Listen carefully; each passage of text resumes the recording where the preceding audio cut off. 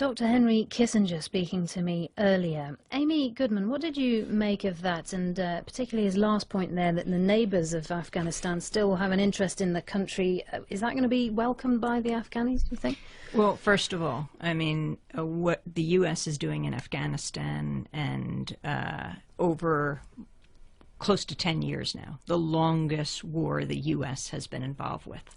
The issue of the U.S. pulling out is absolutely critical.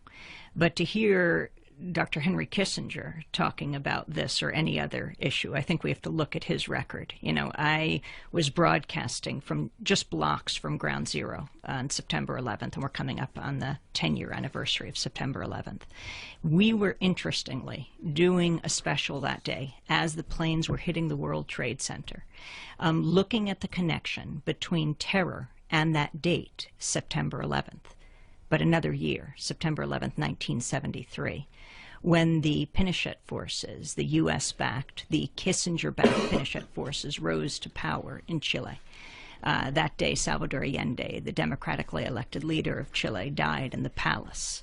Pinochet ruled with an iron hand for 17 years. It was Dr. Kissinger who proudly talked about his support for the Pinochet regime. Well, he clearly polarizes opinion, Dr. Kissinger, and there's any number of subjects that we could talk about in relation to his foreign But I think policy. It's very important when we hear his voice to talk about what he has stood for over the decades. You look at Argentina, support for the generals during the Dirty War. You look at Vietnam, Cambodia, and Laos, how many millions of people died. You look at Timor, which we talked about in the last hour. It was Secretary of State Henry Kissinger, National Security Advisor, and President Ford who gave the go-ahead to Suharto December of 1975 for the Indonesian forces to invade East Timor. I think it's very important to talk about Kissinger's direct role in terror, and I mean that seriously, because of the numbers of people who have died, civilians who have died, that are directly connected to Dr. Kissinger's policies. Let's bring in Douglas Murray, because I think you've met Dr. Kissinger recently. I saw him a couple of weeks ago in New York, heard him speak, which is very interesting, at the end of a week, at the beginning of which I'd heard President Obama speaking, and I have to say, also, I have all sorts of criticisms of Henry Kissinger. But one thing you can't take from him is the fact that he thinks in a way, and strategically thinks in a way which is almost entirely alien to this generation of political leaders certainly in the West. I mean, Obama, Cameron, you know, you could list far more, have an almost entirely reactive view in relation to foreign policy. Rarely think, if ever, in any grand strategic terms, and those are the terms which Kissinger always thinks in. And of course there are huge questions over his record, but it's quite hard, if you take the long kind of view that Henry Kissinger does, to, for instance, think that I mean, you see Chile now, thriving economy, the fastest growing, I think, in South America, and you know, it's quite hard to quibble with, if you were taking the long term, some of the decisions that he made. What did you make of his points about China's potential involvement in Afghanistan, Amy? I mean, I think we have to look at the utter destruction of this society. $4 trillion the U.S. has put into the wars in Afghanistan and Iraq over the long term.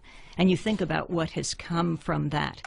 While President Obama talks about withdrawing troops, a great deal has been made of that. He's only talking about withdrawing the number of troops that he committed with the surge. Yeah. He, after the surge, will have more troops in Afghanistan than President Bush at the end of his administration. Well, this is Obama's war. That's the credit of President Obama.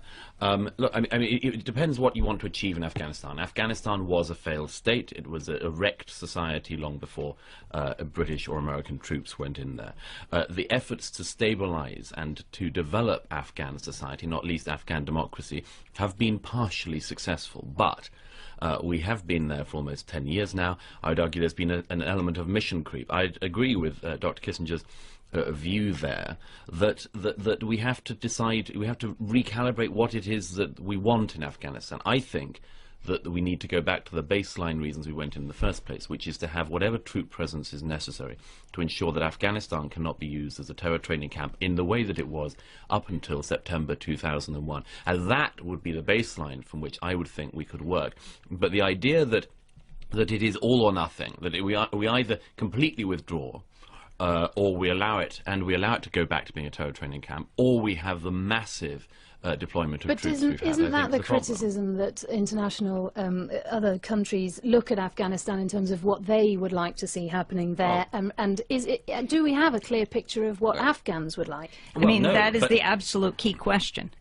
Whether we're talking about the U.S. presence in Afghanistan or Pakistan, because it's together, and the drone attacks in Pakistan.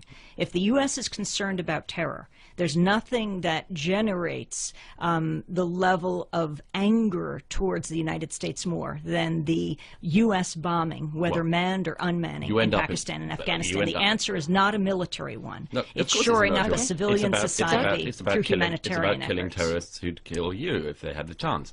It's about stopping people being able to go across into Pakistan and other countries and destabilize the entire region. It's about not allowing Afghanistan to be the world's terror training central. And to do that, I'm afraid you can't just flood in peacekeepers. You have to kill terrorists, and you have to stop them And the having military training. response has worked? The And military response has only increased the anger and the rage of the people that's an in that area. unquantifiable thing. It's certainly stopped the spread of terrorism. It's been enormously successful. There are all sorts of attacks that have been stopped completely because of our military's and the American military's involvement in Afghanistan. I It's dare a huge say the success people in that of, way. I dare say the people of Afghanistan tremble when they hear your words, Well, Douglas. no, because it's the best chance they have of a civil society. I'm afraid if it had been left alone in the way you clearly wish it had have been, they would still have the Taliban in charge. Right. Interestingly, in the U.S., Republicans joined with Democrats in condemning President Obama for continuing this war Which is in a the way big they political have. mistake for them to make. They should realize that on this one, Obama's got it right. And it's been an extraordinary 6 months in world politics, Amy Goodman, and it seems to have started so simply with the actions of this man. Absolutely remarkable. Mohammed Bouazizi sets himself on fire, and it is the spark that sets off the Tunisian revolution, that then sets off the Egyptian revolution, and you go on through the Middle East. There was another spark as well, and I think it was WikiLeaks, the documents, the U.S. government cables that came out showing that the U.S. knew full well how brutal and repressive the regime in Tunisia was. Now, the Tunisians knew that, but for them to see the U.S. knew it and continued to shore up the despot there, Ben Ali, just further exacerbated the frustration of the people, and they rose up. And then you see the same thing in Egypt, and I think the question that people are asking, I just flew in from the United States here to London, is how is it that these despots survived for so long? Mubarak for 30 years, Ben Ali for even 4 decades. I mean, they had coats of armor, say Mubarak, that were made in the USA, one of the few things still made in the USA. The U.S. government has given $2 billion a year to Mubarak for decades. More than half of that went to military aid. And these are the serious questions that U.S. government officials have to ask. Whose side do they want to be on? Who is it that they want to protect? Douglas Murray. Well, the last 6 months have been seismic. I mean, you've seen the first time in our lifetimes the addressing of the two major problems across North Africa and the Middle East, which is the terrible lack of democracy and the other side of the same coin, the utterly inequitable distribution of wealth within these societies, the impossibility of any furtherance for people who are born in a low socioeconomic part of their society. So these things have started to be addressed, but I think that it's a bit early to draw some patterns from it, but I think some things are already emerging. And I'd say one is that the dictatorships that have gone have been the less bad in the region. And I don't say that with any liking at all for the Ben Ali or Mubarak governments, but let me just put it this way. It seems so far that if you're a dictator who's willing to massacre and gun down your people in as large numbers as you want to, you will stay in power. Look at the regime in Tehran. The less bad ones, like Mubarak and Ben Ali, have been vulnerable. Now, I think that the very bad lesson from this period would be if the worst dictators entrenched themselves further. And that's why I think all of this will be relatively unimportant unless there is an actual changeover of power, an actual democracy in Egypt, Tunisia and elsewhere, and crucially, the fall finally of the regional destabilizer, which is the government of Tehran.